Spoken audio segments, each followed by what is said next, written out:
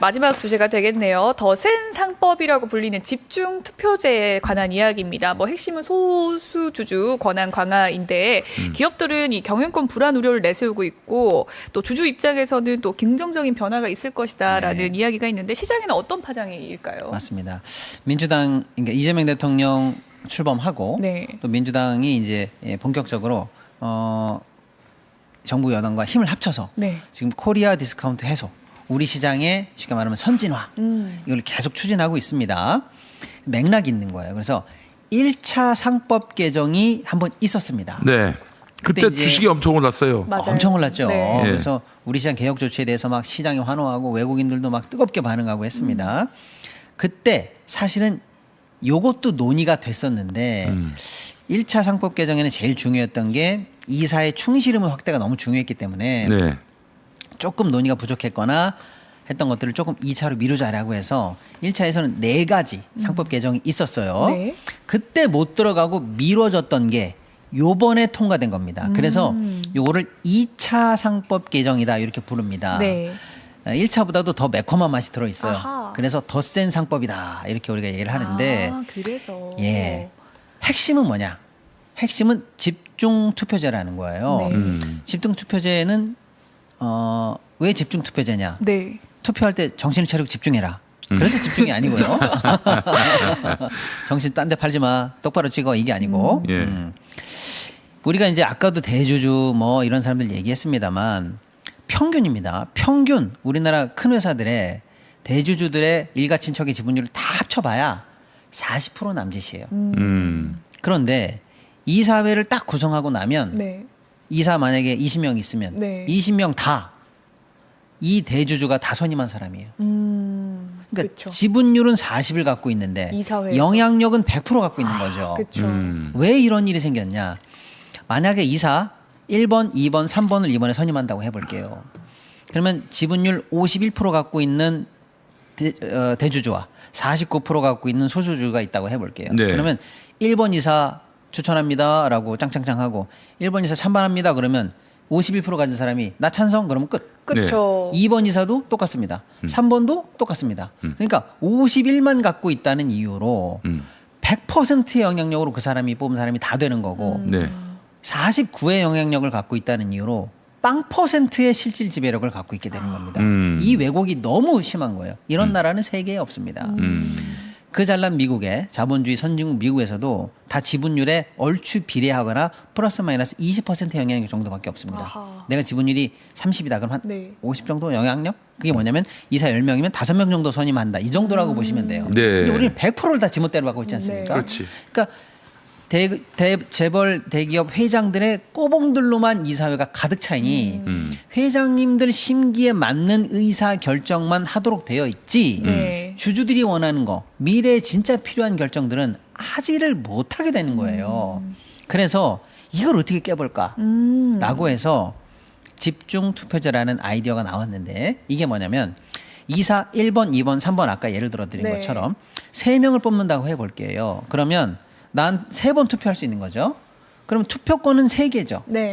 근데 기존처럼 한 번 한 번 투표하는 게 아니라 이번에는 한 사람에게 나의 투표권 3장을 몰빵할 수 있는 집중할 수 있는 투표제. 이게 집중 투표제입니다. 그러니까 내가 1번, 2번은 포기하는 거예요.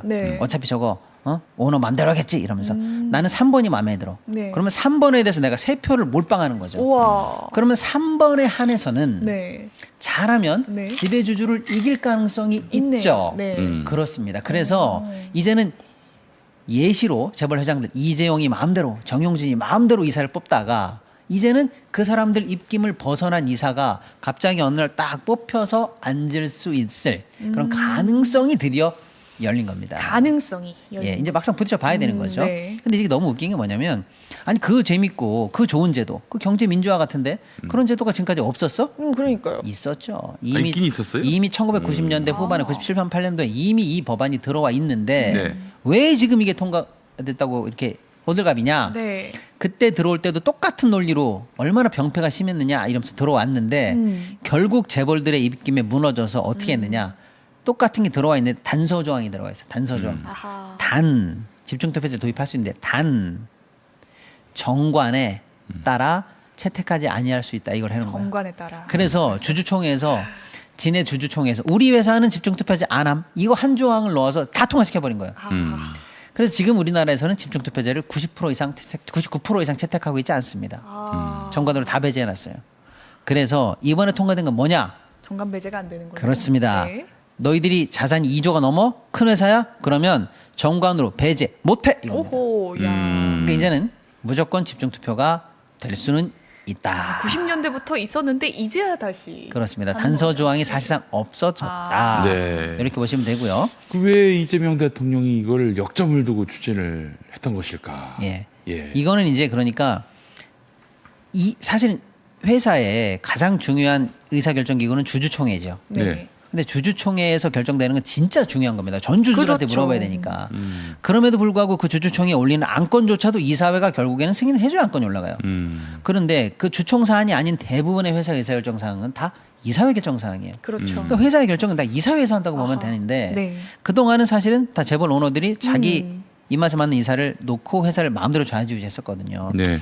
이제 그게 싫어서 우리가 이사를 진입시키면 이 사람들은 그걸 어떻게 받아들이냐? 아, 회사의 경영권이 드디어 내가 뺏기고 있구나.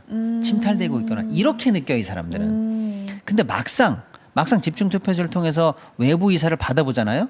그러면 오히려 만족도가 높습니다. 왜? 그래요? 그동안 자기 사람만 쫙 심어놓으면은 아, 회장님 이렇게 하는 게 어때요? 그러면 아, 무조건 회장님 말씀이 맞습니다. 그러니까 이렇게만 무너져가는 하고 걸 모를 거 아니에요. 그렇습니다. 쉽게 말하면 무너져가는 걸 모른다는 게 네. 광산의 카나리아처럼 네. 알람도 제대로 울려주지 않고 네. 어허. 회사가 잘못 돌아가는 거 직원하지도 않았던 그쵸. 거예요.